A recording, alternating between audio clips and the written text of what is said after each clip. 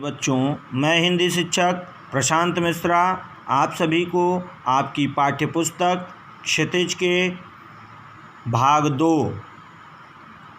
के पाठ 9 मंगलेश डबराल, कवि मंगलेश डबराल द्वारा रचित कविता संगतकार का अर्थ पिछली क्लास में हम लोगों ने मुख्य गायक के चट्टान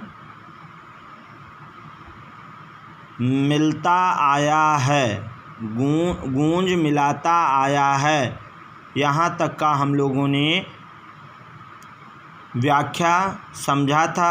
आज हम उससे आगे की पंक्तियों की व्याख्या जानेंगे।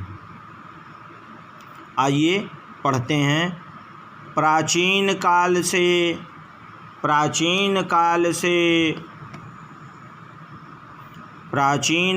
से गायक जब अंतरे की जटिलताओं के जंगल में खो चुका होता है या अपने ही सरगम को लांघ कर चला जाता है भटकता हुआ एक अनहद में, तब संगतकार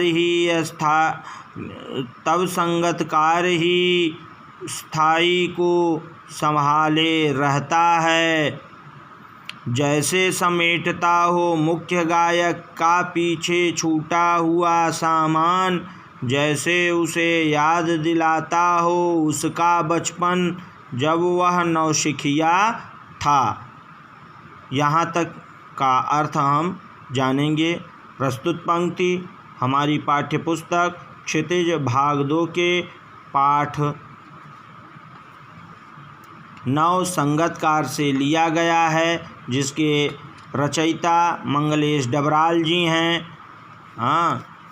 इन पंक्तियों के माध्यम से कवि मुख्य गायक की भूमिका, उसके स्वरों का विस्तार और संगीत की गहराई में चले जाने पर उसका साथी गायक संगतकार ही गीत को गाता है तथा गीत को गाते हुए ऐसा लगता है कि गायक द्वारा छोड़े हुए सामान को इकट्ठा करने के लिए आगे बढ़ रहा है, या मानो संगतकार मुख्य गायक को उस समय की याद दिलाता है जब उसने संगीत करना शुरू किया। आइए व्याख्या पर हम ध्यान देते हैं कि प्राचीन काल से गायक जब अंतरे की जटिलताओं के जंगल में खो चुका होता है। कवि कहता है कि मुख्य गायक जब टेक को छोड़कर गीत के चरणों का कठिन संगीत में स्वर का विस्तार करता गहराई में तल्लीन हो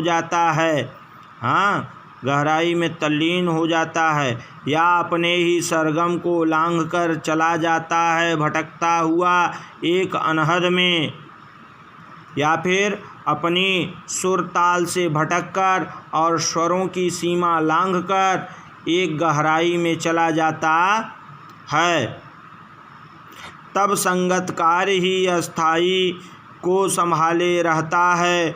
जैसे समेटता हो मुख्य गायक का पीछे छूटा हुआ सामान, तब सहयोगी गायक गीत के टेक को गाते हुए ऐसे लगते हैं जैसे गायक के द्वारा रास्ते में छोड़े हुए सामान को समेटे हुए आगे बढ़ रहे हों।